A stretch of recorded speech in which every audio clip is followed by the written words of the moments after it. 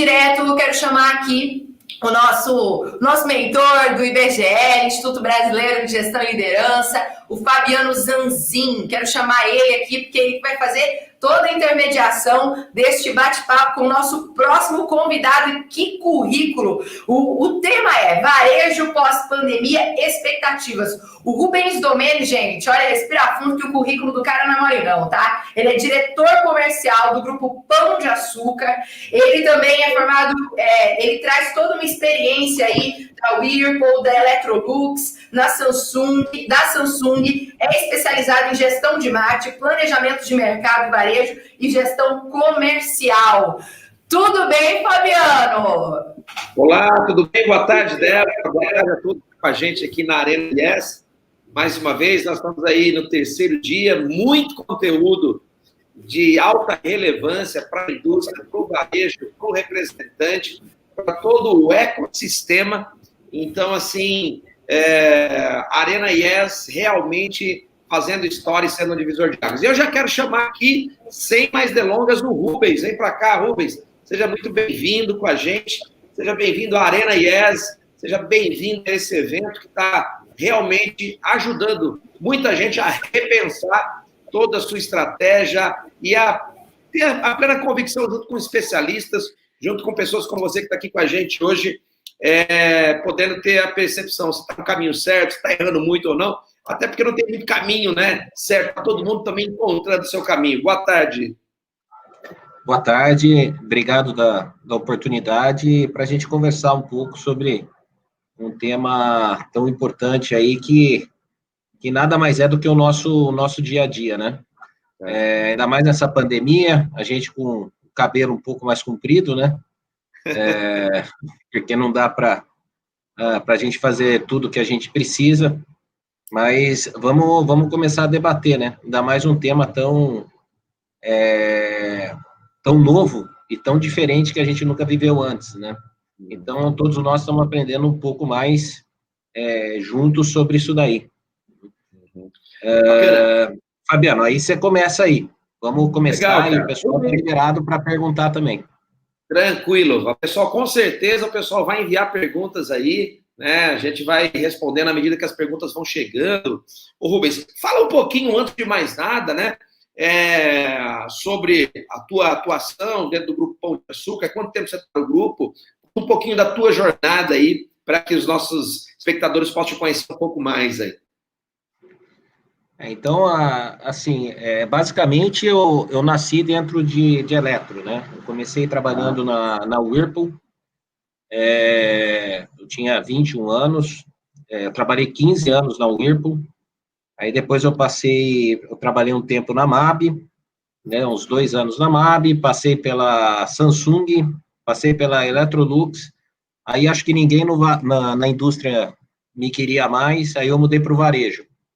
Aí, quando eu fui para o varejo, aí eu comecei na Via Varejo, fiquei 6 anos na Via Varejo como diretor comercial de eletrodoméstico, e com a separação do grupo, né, controlador, a empresa ela voltou para a mão da família Klein, e daí eu tive a oportunidade de vir aqui para o Pão de Açúcar, e eu estou como diretor de não alimentos do Grupo Pão de Açúcar.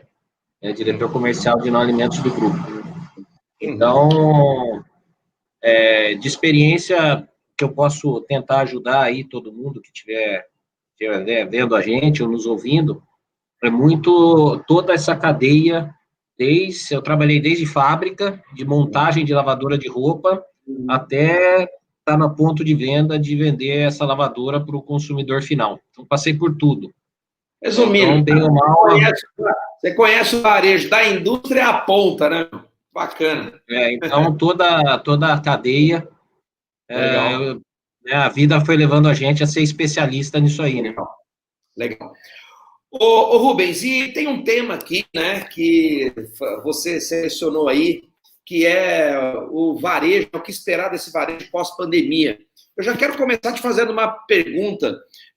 Todo mundo, indústria varejista, todo o ecossistema, eu acho que passaram o mundo, não só o ecossistema, acho que o mundo todo passou algumas fases juntos, né? Por exemplo, lá em março, todo mundo com medo, sem saber para onde o mercado ia, lockdown, não lockdown, fecha tudo, para tudo, vai para casa, home office, e toda incerteza. E aí depois veio uma outra fase que foi, as pessoas começaram a entender o jogo, começaram a ter uma leitura mais ampla de tudo que estava acontecendo, começaram a se adaptar.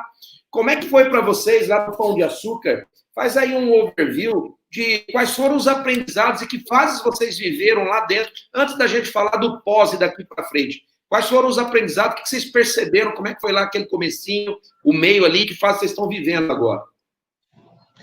Eu acho que quando começou toda essa crise aí, final do ano passado, começo desse ano, a gente, dentro do Pão, a gente fez uma aposta, a gente estava com muito receio da dificuldade de fornecimento, a gente não sabia como esse tema ia se desdobrar dentro da China, e como a maioria de vocês sabem, toda a base de fornecimento para essa indústria, ela tem alguma coisa da China. Então, se você tem um refrigerador que tem um parafuso que vem da China, você não monta esse refrigerador. Então, nós fizemos um mapeamento lá junto com a área de inteligência de mercado, da onde que estava vindo todo esse fornecimento, não só dos nossos fornecedores, mas dos fornecedores dos nossos fornecedores. E a gente viu que o problema estava bem sério.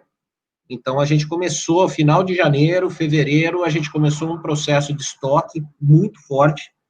A gente entrou no nível de estoque 3 vezes, março, a gente terminou março no nível de estoque 3 vezes maior, que é o padrão que a gente usa para eletro, com esse receio. Sinceramente, ninguém esperava que ia chegar com essa força naquele momento, foi sorte mesmo, né, com a força que ia chegar no Brasil, e a gente estava muito estocado quando teve todo o processo de lockdown, e por a gente vender alimento, a gente teve o benefício de estar vendendo, de continuar vendendo.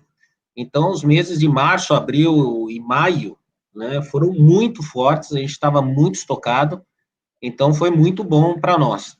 Dentro do grupo, a gente viveu diferentes momentos, até porque o grupo, a força do grupo está no alimentar. Então, o que a gente percebeu é que logo no começo, meados de março, teve um crescimento muito forte do alimentar, eu acho que muito medo das pessoas estarem com algum problema de falta de alimento, né, por causa de toda essa situação de quarentena, pandemia, e isso fez com que a procura de alimento fosse muito mais forte. Mas a gente já não observava na cadeia de abastecimento de alimentar a mesma dificuldade que tinha na de eletro, né? Então, foi mais um pânico de consumo do que um pânico realmente em função da cadeia de abastecimento. E só que é o seguinte, o cara comia um saco de arroz por semana, o cara comprou 10 sacos, né? Ele fica 10 semanas sem comer, porque o arroz, ele tá lá, ele não vai comer mais arroz. Como o varejista estocou, o consumidor também estocou, né? Exatamente, aí ele foi para o alimento e ele estocou o alimento. Então, teve um pico muito forte da venda de alimento ali naquele período de março, começo de abril, e depois se viu que, na realidade, não ia ter nenhum problema alimentar, então teve, na realidade, um vale, né, porque o cara estava estocado e falou, poxa, esse problema eu não vou ter, eu vou regularizar. Né? Ok. E o crescimento de eletro, para nós, foi principalmente em função dos nossos concorrentes estarem fechados, né? O hipermercado, ele virou um acesso muito interessante, né? E que para nós, principalmente no Extra, na marca Extra, talvez surgiu para nós a visão de qual que é o caminho que o hipermercado tem que tomar. O hipermercado no país, ele tem uma dificuldade muito grande, porque ele sofre o impacto de preço, principalmente desses atacarejos, né? A gente tem uma bandeira do atacarejo, que é o açaí, que cresce vertiginosamente, que é preço, né? Preço de atacado. Então, vai muita gente lá, baixo nível de serviço, mas com muito preço. Né? Os varejos que são nichados, tipo a marca Pão de Açúcar, né, também vão muito bem, né? Que vende lá o vinho, a cerveja, mais gourmet, alguma coisa assim, também vai muito bem. As lojas de proximidade crescem muito. O hipermercado, ele ficou numa situação no mundo, né? Não é só aqui no país, ele ficou meio num mata-burro, né? O que ele vai ser? E nesse período de pandemia e pós-pandemia, se percebeu que o hipermercado ele tem a grande vantagem de ser onde você vai com um nível de serviço bom e onde você resolve a tua vida. O que você precisa comprar lá, você vai comprar. Você vai comprar colchão, você compra eletrodoméstico, você compra comida, você compra roupa, né? Você compra. Quer dizer, tudo num lugar só. Tudo num lugar só. Você resolve toda a tua vida lá. Então, mesmo agora com o retorno da abertura de mercado, tal, a gente percebe um pouco essa mudança desse perfil de consumo, em que o hipermercado, ele está se colocando com um posicionamento, falar, lá é onde eu resolvo minha vida, para o consumidor. Então, isso já é uma primeira mudança que a gente via do período do ano passado, né, em que você tinha um hipermercado muito perdido, né, e você vê, tanto a gente, quanto a gente conversa também, o pessoal do meu concorrente também está tendo uma performance muito boa, né, Agora, eu acho que... Só, sem desculpa te cortar, mas acerca do mix de produtos, do sortimento de produtos na linha branca e imóveis, né? Vocês já vinham se posicionando anteriormente já dessa forma? Como é que estava essa área aí, essa curva de crescimento? Ou vocês mudaram alguma coisa pós-pandemia ou durante a pandemia para isso? O que eu acho que tem uma mudança muito forte que a gente percebeu, todos nós percebemos, que é a mudança para o canal do e-commerce, né? Então, tanto no varejo alimentar quanto não alimentar, um crescimento muito forte do e-commerce. No caso específico do Grupo Pão de Açúcar, o e-commerce do Grupo Pão de Açúcar, ele ainda é operado pela Via Varejo, né? Então, é a Via Varejo que opera a marca extra.com.br. Né? Mas a gente observa o crescimento que a gente tem as outras bandeiras no alimentar que foram muito fortes. Então, tem um crescimento muito forte do online. Né? O que a gente tem dados de mercado é que quando você pega a participação do online na venda de eletro, o mercado de eletro é mais ou menos um mercado de 130, 140 bilhões, se pegar todas as categorias de eletro. A venda online era na faixa de 22% o ano passado. Pós-pandemia... 140 bilhões, 22% era o online. Dos 140 bilhões, 22% era o online, e no pós-pandemia, já nesse período agora, se observa que o mercado, cerca de 39% é o mercado de online. Então, a efetivação da compra pelo online está muito forte.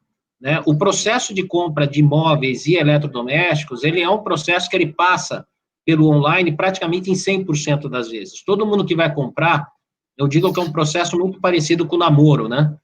Você vai, você sai à noite, depois você conversa com a moça ou com o rapaz, você convida para jantar. Então, a compra do eletro e do móvel, ela não é tanto impulsiva, né? Ela é uma compra um pouco mais pensada. E nesse processo, com a presença cada vez mais forte do online, ele já estava presente praticamente em 100% da compra.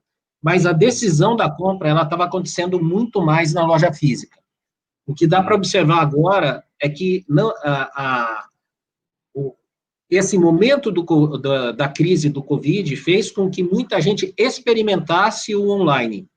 Então, a venda do online, que chegou aí para 60%, 70% do mercado de eletro, ela não vai voltar mais para esse patamar de 22%, nem 23%. Ele vai ficar nesse patamar de 40% ou 50% do mercado vai acontecer lá em 2021, 2022, dentro do online. Você acredita que 50% do mercado de eletrodomésticos, de eletromóveis vai acontecer dentro do online? Eu acho que aí fica uma dica importante para o pequeno, para o médio varejo, de ter uma solução em que englobe uma passagem pelo online. Eu acho que o varejo que não tiver esse atendimento do consumidor, e pensar um pouco, não é criar um e-commerce, né? Talvez você nem tenha um e-commerce, talvez o e-commerce hoje nem seja a coisa mais importante do mundo, o e-commerce em si, mas você ter essa transição, você ter essa atuação, ou junto a essas plataformas, Instagram, Facebook, ou YouTube, qualquer uma coisa, mas passa pelo e-commerce. A decisão de compra do consumidor hoje vai passar pelo e-commerce. é o digital. Ontem, na Arena IES, ontem nós tivemos o Lissandro da Via Varejo, falando muito alinhado com aquilo que você está falando sobre esse movimento. Tivemos o Felipe Saman, que falou uma coisa interessante. Uma coisa é você vender na internet, outra coisa é você vender através da internet. Ele falou um pouquinho dessa... não necessariamente você precisa ter um e-commerce, né? Já está chegando perguntas aqui para você, viu, Rubens? Temos uma aqui que é o seguinte, Rubens, na sua opinião, né, qual que é a tua sugestão para quem é médio e para quem é pequeno varejista? Como é que ele faz para mapear essa cadeia de abastecimento, né, e garantir o sortimento sem uma estrutura tão grande de inteligência de mercado como tem, né, um Grupo Pão de Açúcar, uma Via Varejo e tudo mais? Eu acho que a parceria com os fornecedores, né, os principais fornecedores, eles são empresas muito estruturadas, né, e eles também fazem esse monitoramento de mercado. Então, eu acho que, sem ter um investimento, eu acho que você fazendo algumas reuniões, no modelo que a gente chama que é o top-to-top, né, que é de liderança, não só aquela reunião de negociação, de discussão de preço, mas de discussão de mercado, ali, estratégia. O médio varejo, ele consegue capturar algumas coisas. De tempos em tempos, a cada 2, 3 meses, fazer algumas reuniões estratégicas com os fornecedores, eu acho que consegue capturar essa informação sem precisar fazer nenhum tipo de investimento mais significativo. Quer dizer, na parceria, né? Trazer os seus stakeholders para dentro do teu jogo, né, Rubens? É importante esse engajamento, né? E lembrar que é uma troca de informação, né? Que a indústria, ela adora fazer troca de informação, só que a troca pressupõe que, né, você vai passar o seu share, você vai passar o seu sellout, mas você também precisa ter alguma coisa, né? Senão não é troca. É a reciprocidade, né? Tem uma outra pergunta aqui, Rubens, que é o seguinte, a diversificação de mix é a principal entrega de valor frente à loja de criança, você acredita nisso? Reforçada durante a pandemia. Você acha que a pandemia proporcionou isso? Você ter que, né, ter essa diversificação no mix de produto, né, e já emendando sobre mix, como é que você viu a curva de crescimento, né, de móveis versus eletroeletrônicos ou linha branca? O que eu posso falar é o seguinte, no Pão de Açúcar, especificamente o Extra, ele não tem uma presença tão grande no mercado de imóveis. A gente tem alguma coisa, mas é mais ligado ao mercado de decoração, mas não são móveis como tinha na Via Varejo, por exemplo. Acho que o Lissandro pode contribuir muito mais com isso daí até, que lá tem realmente armários, tem montagem, tem estrutura de montagem, a gente não tem essa estrutura. Hoje está mais na linha branca e linha marrom. Mas, independentemente disso, a gente tem, são segmentos muito correlatos, muito próximos, né? Então, a gente tem alguma percepção. Então, que nem eu comentei no começo da nossa conversa, a gente teve um segundo momento em que todo o dinheiro que estava indo para o mercado, que o cara estava gastando com serviço, com viagem, com hotel, com jantar fora, com um monte de coisa, ele olhou para dentro da casa dele, ele viu que ele estava precisando trocar o fogão, o refrigerador. Por que isso daí, né? Eu acho que esse que é o ponto, e acho que essa dica aqui eu devia cobrar para dar, mas se a gente for pensar, para quem é mais velhinho aí...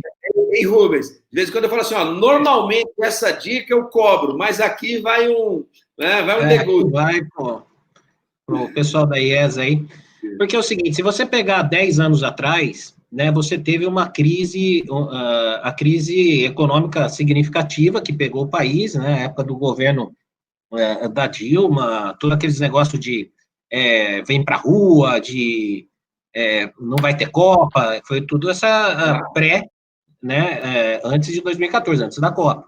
Então, quando o cara comprou ali, ele teve um incentivo na parte de IPI, que começou e foi até ali 2009, 2010, 2012, até por ali tinha algum incentivo, se chegou a vender 7 milhões num ano de refrigeradores. Se você pegar em 2017, que teve uma crise, se vendeu 3 milhões e 900, 4 milhões de refrigeradores. Só que o cara que comprou o refrigerador lá atrás, ele não vai viver sem refrigerador, ele vai precisar comprar um refrigerador. Só que o refrigerador dele já tem 10 anos. Né? Então, eu acho que linha branca, nos próximos 2 anos, linha branca dentre todas as categorias, é a que vai crescer. Eu acho que TV, o ano que vem, por uma questão até, tem as Olimpíadas, mas eu não sei se ela vai ter esse crescimento, eu acho que TV vai ser mais em 2022, né?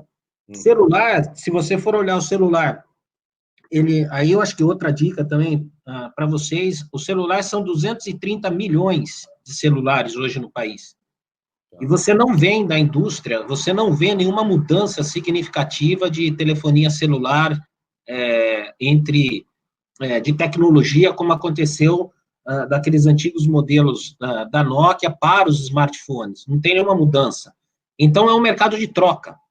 Então, quem não implementar dentro das revendas de vocês situações como o trade-in, que é aquela troca que você faz, situações de triangulação com a operadora, para facilitar a troca. O celular é um mercado de troca, é um mercado de upgrade. Ele vai colocar um produto um pouquinho melhor. É quase como se fosse um comércio de carro. O cara vai vender o carro usado e comprar o carro novo, porque bem ou mal ele investiu 4, 5 mil reais, às vezes, naquele celular antigo dele, ele não quer, depois de 2, 3 anos, jogar fora e pegar um novo.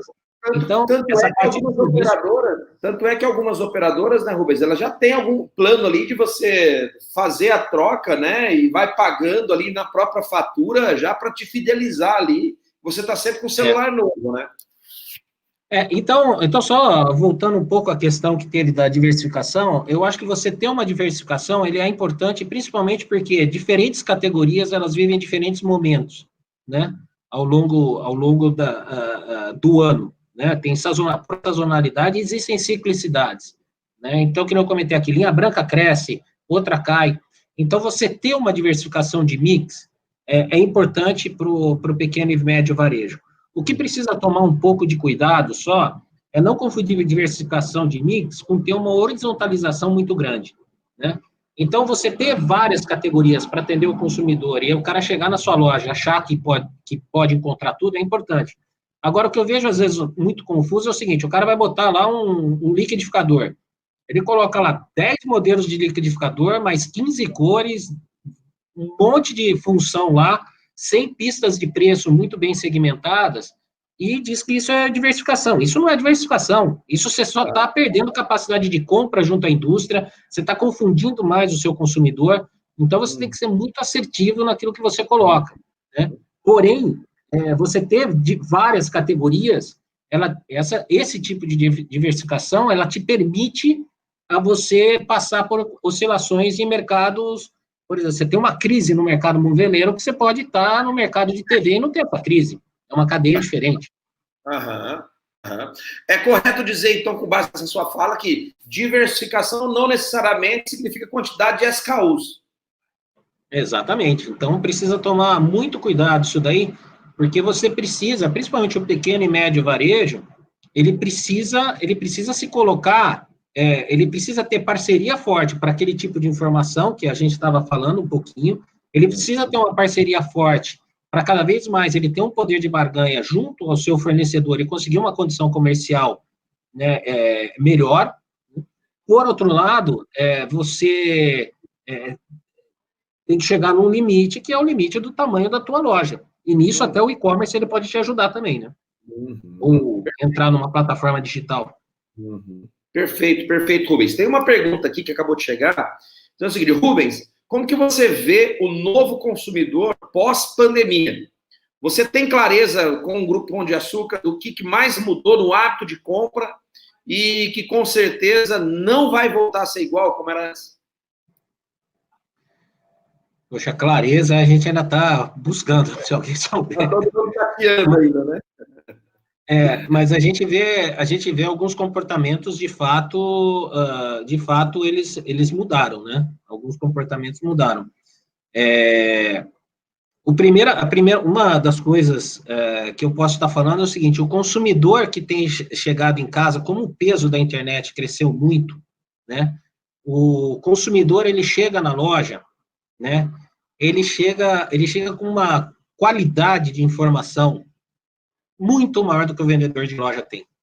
Então, se o vendedor de loja, ele vai vender, né, do jeito que um e-commerce venderia, porque o cara entra lá no e-commerce, ele sabe qual que é o produto, ele pega a recomendação de quem usou, quem não comprou, ele vê vídeo no YouTube que não sei o quê, ele tem o dado da indústria.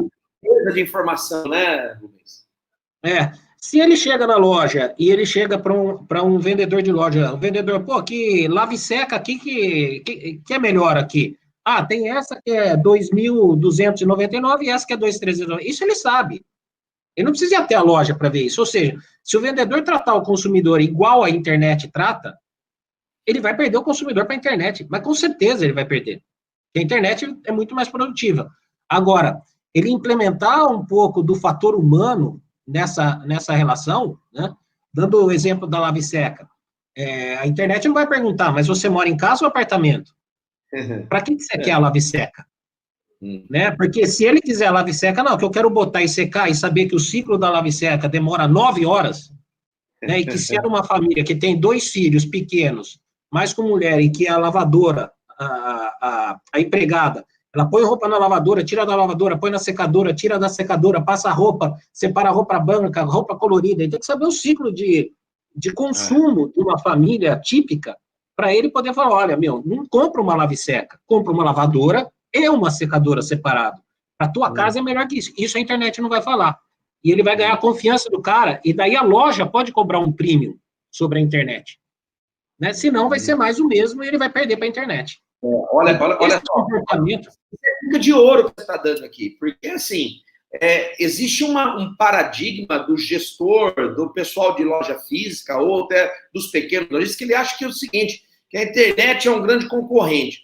Cara, a internet é um canal, é mais um canal que pode te ajudar, e o fator humano ainda faz toda a diferença. Você concorda com isso, Rubens?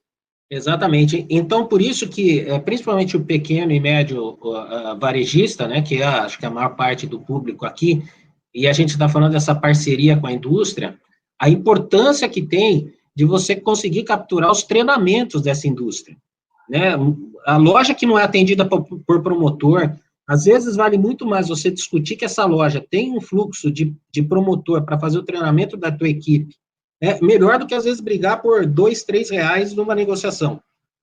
Isso daí vai te capturar mais valor do que o outro. É uma discussão de valor, não só de custo. Então,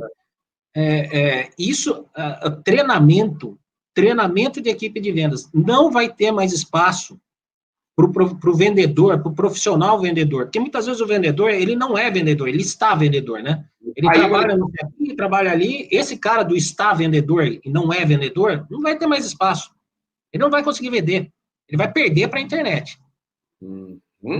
Existe, e a tendência, é perfeita a sua fala, porque tem muita gente que está ali na área de vendas, né? E ele está ali ele não é apaixonado por aquilo. Se ele não é apaixonado por aquilo, ele não vai fazer com excelência.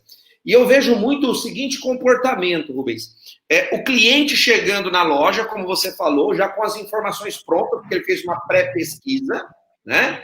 E o vendedor não realiza uma sondagem mais detalhada por que o cliente está pedindo aquele produto. Como você falou da lave seca. Por exemplo, às vezes o cliente chega pedindo, eu quero a lave seca da marca tal de tantos quilos e eu encontrei na internet nesse preço. Você cobre? Às vezes a tendência do vendedor é ir lá conversar com o gerente já para ver se cobre o preço ou não, sem antes perguntar, por que você quer essa marca? Por que você quer essa lavadora? Por que tantos quilos? Você mora em casa, mora em apartamento. Quer dizer, o fator humano vai ser o grande diferencial competitivo aí frente, né, à guerra de preços. Faz sentido isso, então, né, Luiz? E eu acho que isso que vai diferenciar e vai fazer com que a loja física ela tenha um papel importantíssimo na jornada do cliente. Essa jornada ela vai passar pela internet, né? Mas a fidelização, uma outra mudança que eu percebo muito é a da venda por WhatsApp. Há um ano atrás não se falava nisso. Hoje em dia, eu sei de colegas aí que tem loja que 30% da venda da loja, ela acontece por WhatsApp. Exatamente. O cara já tem, o vendedor que ele já tem um certo know-how, ele já tem a base de clientes dele, ele manda por WhatsApp, ele manda um boletinho ali por WhatsApp, o cara passa, compra, entrega na casa dele, pega, o cara não está nem indo na loja, mas é um vendedor que está fazendo esse papel. Nós temos casos, né, Rubens, que no Dia das Mães, com muitas lojas fechadas, e é o Dia das Mães, é o nosso segundo Natal aqui para o brasileiro, para o Parede Brasileiro, de muitas redes que o WhatsApp foi que salvou a lavoura ali, né, cara? Nossa, acho que vocês devem, todo mundo que está assistindo aí deve estar lembrando de coisas que fez, porque o WhatsApp salvou. Todos nós compramos alguma coisa pelo WhatsApp. Todos nós recebeu o WhatsApp de alguém, um vendedor querendo te vender algo. Ou recebeu de algum vendedor que estava... Então, ou seja, hoje a produtividade do vendedor, ele não pode ficar mais parado na porta da loja, ficar esperando que o cliente vai passar ali e vai passar. Acabou. Ele tem que pegar, ele tem que ser proativo de pegar a base dele e ele começar a fazer uma prospecção ativa. E você também não precisa montar uma central de URA, de televendas para fazer isso. O próprio vendedor tem que fazer. Tá. Gente, pessoal que está assistindo aqui, eu falei na segunda-feira, né, que essa Arena IES ia ser um MBA intensivo de varejo. E é exatamente isso aqui. E essas práticas que você está falando, Rubens, independe do tamanho da empresa do cara. Se ele tem uma lojinha lá no interior e se ele tem uma rede, cara. São boas práticas, são competência de mercado e de fator competitivo. Ô, Rubens, eu tenho uma pergunta de $1 milhão aqui, mas eu vou deixar ela para o final, tá? Tem uma outra que eu vou enviar para você antes aqui, ó. Perguntaram o seguinte, ô, Rubens, então, acho que ainda falando sobre a mix de produto, que você deu a dica lá atrás, então qual que é a dica para fazer uma boa e adequada escolha de mix de produto neste momento, né? O mix no online tem que ser do offline, tem diferença? Se não, qual que é a diferenciação? Qual que é a dica que você dá acerca disso? Tá, então vamos lá. O online, o online você precisa ter sortimento, né? O online você precisa estar muito... quanto mais produto você colocar no online, melhor. O que precisa tomar um pouco de cuidado no online, que eu vejo, é o seguinte... uma coisa, a gente precisa ser um pouco mais varejista no online, não tanto tecnólogo no online. Então, eu vejo muito marketplace, né? Tem marketplaces que você entra aí, que é o seguinte, você não consegue achar o produto que você quer, de tanto produto que tem, e daí você abandona e vai embora. Então, não é ter muito, é você saber aonde você vai colocar o seu marketplace, mas assim, o Amix do online, ele tem que ser o mais representativo do que é o do mercado, é o maior que tem. Agora, toma muito cuidado para não confundir. Então, eu vou dar um exemplo. Hoje você tem algumas indústrias, principalmente a de linha branca, né, elas têm sites bastante significativos, elas trabalham com o modelo de marketplace, né? Então, a própria indústria, ela pode ser uma provedora de marketplace para você não precisa carregar o seu estoque com isso daí. Entra lá em contato lá com a Whirlpool, com a Brastemp, com a Consul, com a Electrolux, né, com os outros, porque eles têm essa base para tá oferecendo para vocês, né? E daí você tem um mix completo. O mix da loja, de fato, você tem que olhar muito as pistas de preço e tomar muito cuidado para não sobrepor. A loja, ela não é elástica que nem o e-commerce. Então, tem que tomar muito cuidado com o que você vai colocar na loja. Então, na loja, o produto que está na loja, ele tem que girar. Na loja, o produto tem que girar. Então, se você bota um produto lá, você tem 60 dias de estoque, o produto leva 90 dias para girar na loja, esse produto não está performando direito, né? E aí você tem que chegar com o seu fornecedor e falar, é o seguinte, isso aqui não está andando, né? Não está andando. Ou você vai me colocar no posicionamento de preço, né? Porque não existe produto ruim ou produto bom, né? Existe produto mal posicionado, né? Fala assim, vamos posicionar nesse preço, né? Para ele poder girar, ou nós vamos trocar esse produto, né? Então, o mix de loja tem que tomar muito cuidado com as pistas de preço que você vai colocar e o produto tem que girar. Então, na loja tem que estar os best-sellers. Agora, o complemento de e-commerce, ele tem que ser um complemento que você vai pegar a maior amplitude possível de mix, né? E a indústria é um bom provedor em alguns setores, né? A indústria de telefonia já não tem tanto isso daí, né? E o outro cuidado que tem que ter é o seguinte, você tem uma abrangência regional, né?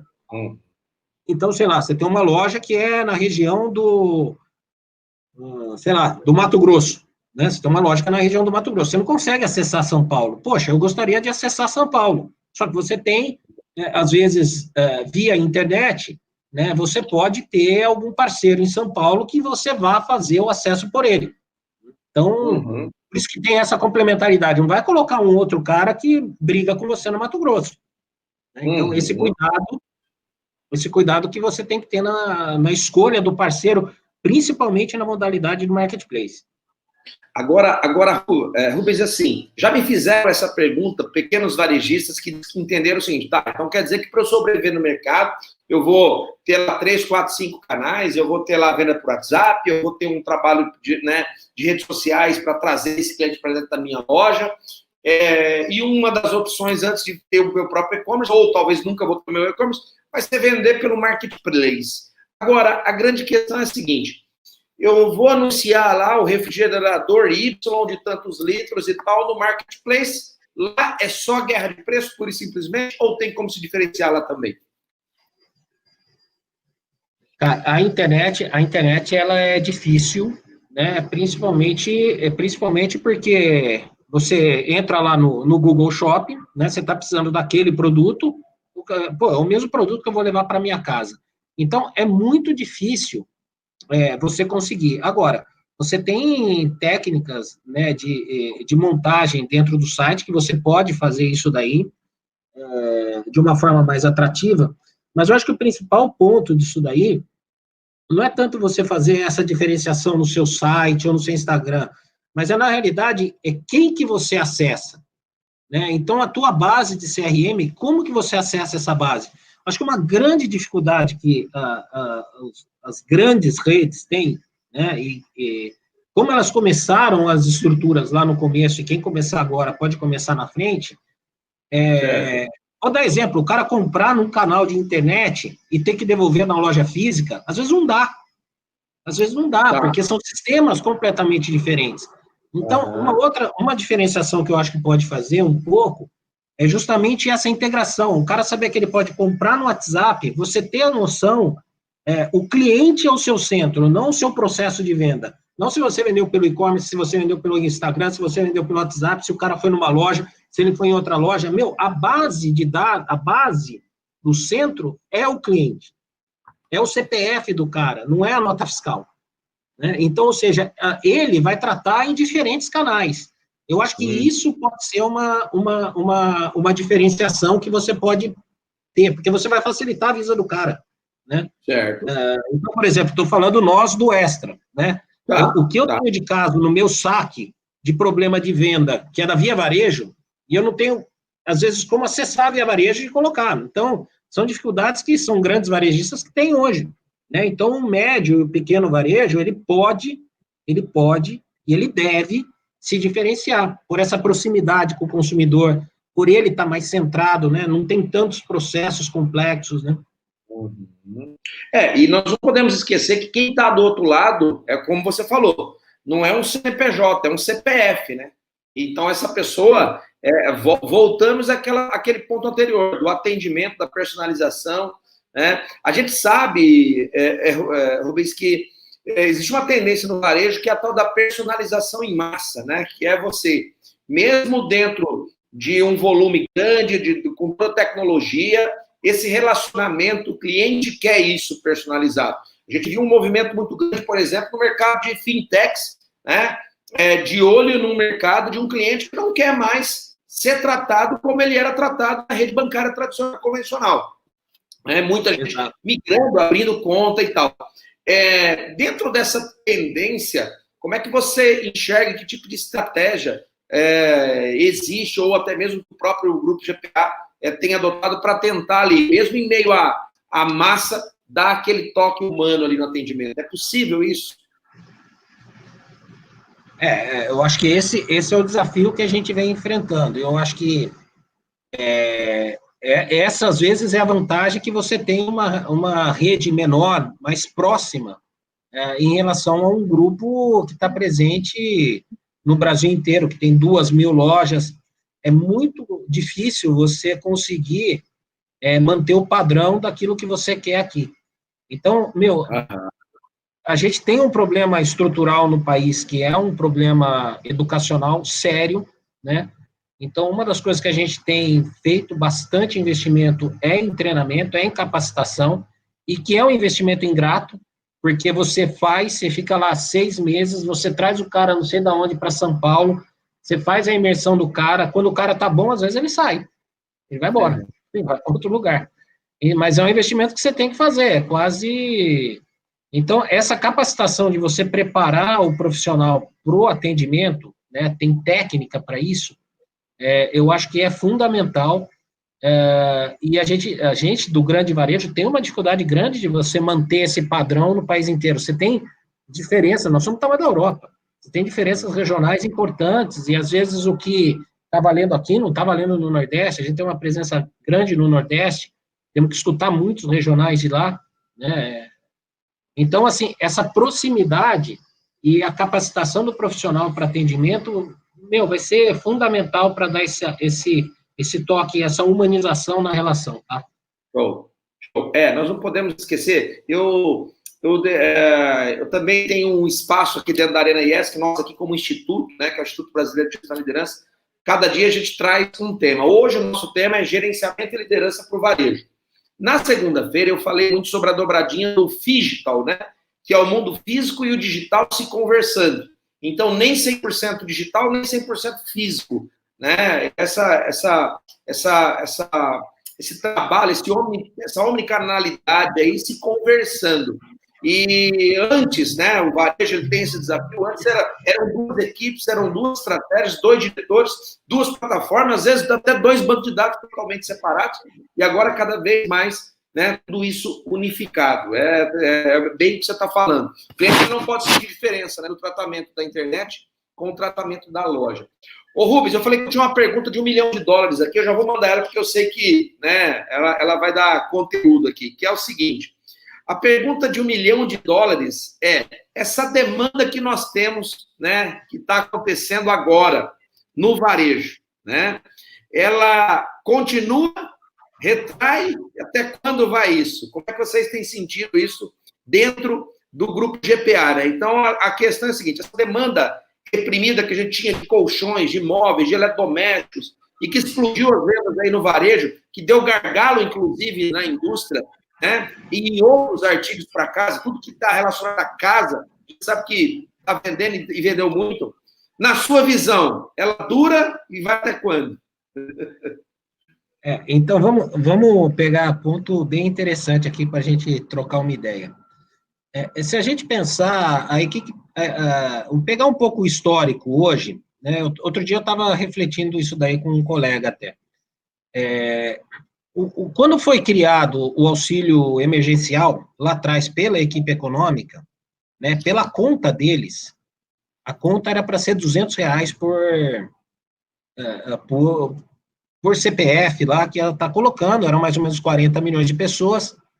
E como teve uma discussão política, quando isso daí foi para o Congresso, foi para a Câmara, esses R$200, o Rodrigo Maia falou, não é 200, é 500.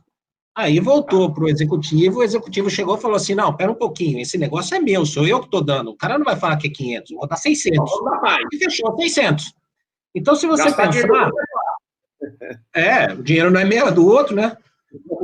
Então, se você pensar em R$600, né, é 3 vezes maior do que matematicamente estava calculado para essa pessoa, né?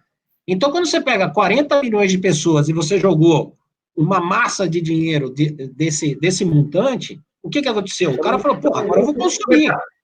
Se eu não me engano, são 50 bi por mês, né?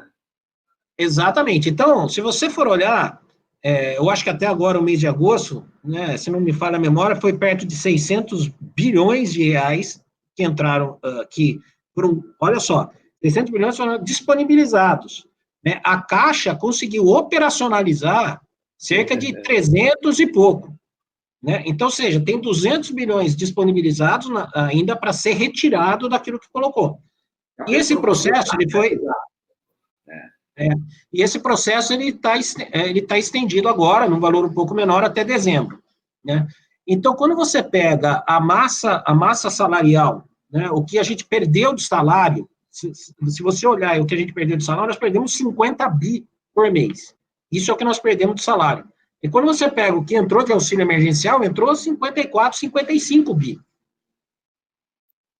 Então, assim, precisa ter um pouco um equilíbrio. Eu acho, aí é minha opinião, se eu tivesse que fazer uma análise aqui, eu acho que e você não vê o desemprego aumentar, que a taxa de desemprego, o cara pergunta, você está procurando emprego? O cara era para ganhar 200, está ganhando 600, fala, eu não estou procurando emprego, estou bem assim, segue a vida.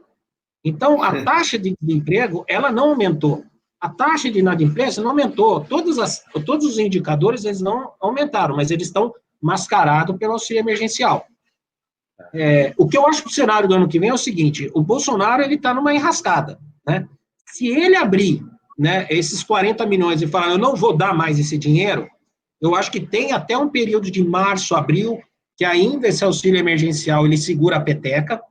Depois eu fiz uma conta de cabeça, a taxa de desemprego vai passar de certa forma, Rubens, esse dinheiro, ele está girando na economia, né? Ele veio para a rede, ele veio para a indústria, né? Exatamente. Então, até março, abril, esse dinheiro vai continuar girando. Então, eu não vejo nenhuma perspectiva de queda de mercado significativa até março, abril. Eu, particularmente, não estou trabalhando com isso. Só que dali para frente, eu tenho essa preocupação desse desemprego, né? Que está mascarado pelo auxílio emergencial, né? Eu não vejo a indústria fazendo grandes investimentos que ao longo desse período vão sustentar uma taxa de emprego. Então, eu acho que a equipe econômica hoje, ela deve estar debruçada dentro de uma cilada, ela está numa cilada, porque se eu continuar, né, com esses gastos na faixa de 50 bi para o ano que vem, eu vou ter que fazer o quê? Aumentar imposto. Só tem, se você ler no jornal hoje, já tem uns bonequinhos, volta da CPMF, parará, por quê? Ele vai ter que aumentar imposto. Vai ter que dar um jeito de pagar. Ele vai pagar essa conta. Lembra que tem eleição, tem um monte de fatura aí que tem um cenário mais para frente, eu acho que até março, abril não, mas mais para frente, eu acho que tem um cenário um pouco mais complicado de ou aumento de desemprego, ou aumento de tributação, né? Ou vai achar alguma alternativa diferente disso daí. Né? Eu não vejo hoje nada trabalhando estruturalmente para sair dessa situação. Então, vamos curtir até março, abril, mas botar as barbinhas de molho aí, deixar o caixa em dia, porque pode ser que para frente a gente tenha alguma situação mais complicada, assim. Ok. Tem uma última pergunta aqui, Rubens. Pessoal perguntando o seguinte, como que vocês do GPA sentiram na pandemia? Porque os pequenos varejos, eles conseguiram se manter, de certa forma, abertos ou funcionando. E os grandes varejistas, não, lockdown, né? O que foi o fator preponderante ali para garantir faturamento? Foi realmente marketplace ou não? Que malabarismo vocês tiveram que fazer?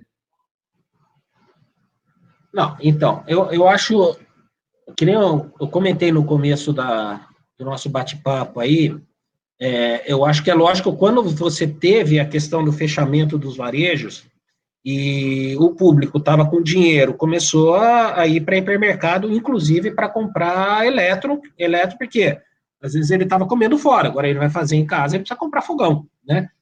Máquina de costura cresceu 3.000%. Então, tem algumas coisas que mudaram realmente, e a gente estava ali abastecido, né, sendo um canal para a indústria importante. Em algumas cidades, a parte de eletro, por exemplo, Teresina, o eletro ficou fechado. Né? Como que a gente fazia a venda de eletro? Né? Até porque foi pelo WhatsApp. A gente fez pelo WhatsApp, os vendedores tinham lá o círculo de colegas, de amigos, disparava e eles foram fazendo a venda. Né? A venda cai, lógico, não foi aquilo que tinha em loja, mas para eles poderem também estar até ganhando a remuneração deles. E a gente continua abastecendo. Então, eu acho que essa foi uma saída para eletro, né? Para eletro foi isso que aconteceu. A gente, que nem eu comentei, a gente não tem o marketplace, né? O nosso marketplace está na Via Varejo, né? Eu não vendo nada por e-commerce, nada por Facebook, não tem esse tipo de venda. Então, no e-commerce, ou falando um pouco do alimentar, ele cresceu também coisa de 3 dígitos. Né? A entrega em casa, né? Você tinha lá o Pão de Açúcar Delivery, o Extra Delivery, que cresceu, mas aí é no segmento alimentar, que também apresentou um forte crescimento nesse período, porque as pessoas não queriam ir para a loja. Mas eu acho que o ponto que tem quando a gente fala, você falou desse mix do físico com o online, eu acho que é isso, é colocar o cliente no centro e todos os canais, eles têm que convergir para o cliente.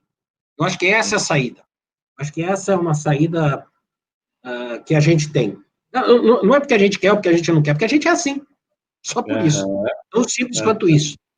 A gente é assim, eu não quero ir numa loja e falar, não, mas isso você comprou no e-commerce, você tem que devolver lá no e-commerce. Pô, qualquer um fica chateado com um negócio desse, né? Ô, Rubens, tudo que é bom, bate-papo super agradável e produtivo aqui no mercado, passa rápido demais. Já foi os nossos 50 minutos aqui, cara. A Débora já está retornando aqui para pegar o bastão de volta, viu? Poxa, Débora, e aí? O que você achou do bate-papo aqui com o Rubens Domênico, do grupo GPA? Né? Aula, né? Muita aula, né? E o bom que na prática, né? A gente poder ouvir quem realmente faz as coisas acontecerem e gera resultado. Uma coisa que eu achei muito interessante, ele falando do papel do vendedor, o vendedor que não entender a pegada de conhecimento, de empatia que ele tem que ter, de interesse, de conhecimento sobre o produto, realmente não é vendedor, não é mesmo? Você tem razão, Débora. Eu acho que o vendedor, ele tem que ter muito amor por aquilo que ele faz. Hoje não tem mais espaço para o cara estar vendedor. Ou ele é vendedor ou ele não é. Se ele é, ele vai ter que se dedicar àquilo que ele faz. E um outro ponto muito importante é quando você fala da indústria realmente ter elementos que preparem esse vendedor enquanto treinamento, enquanto conhecimento para ele poder fazer isso. É uma dobradinha, né? O lojista, a indústria e o lojista conseguir fornecer isso de uma forma completa para o seu time também, né?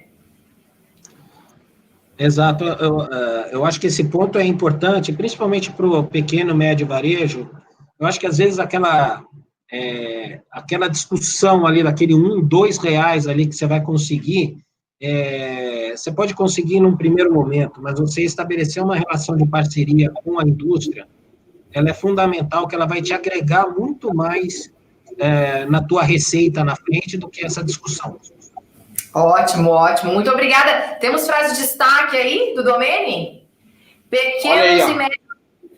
Pequenos e médios varejistas têm uma solução que englobe uma passagem do cliente pelo online. Ou seja, se o cliente está passando pelo online, então todo mundo tem que passar. Ele está lá, né? Ótimo. Exatamente. Muito obrigada, Domênico. Obrigado, Rubens. Sucesso aí, cara. Parabéns pela tua história. Muito obrigado por participar da nossa Arena IES aqui, viu? Eu que agradeço a oportunidade, me diverti muito aí, sempre que precisar, estamos à disposição para a gente falar do negócio que a gente ama também, que é eletrodoméstico, né? Conheço mais eletrodoméstico que minha esposa, né? Mais tempo eletrodoméstico que minha esposa, então tem que gostar, né? Não tem jeito. Ai, acho que ela não está ouvindo isso não, hein? Valeu, Rubens. Tá bom, um abraço. Obrigado. Um abraço. Tchau, tchau. Valeu, tchau, tchau.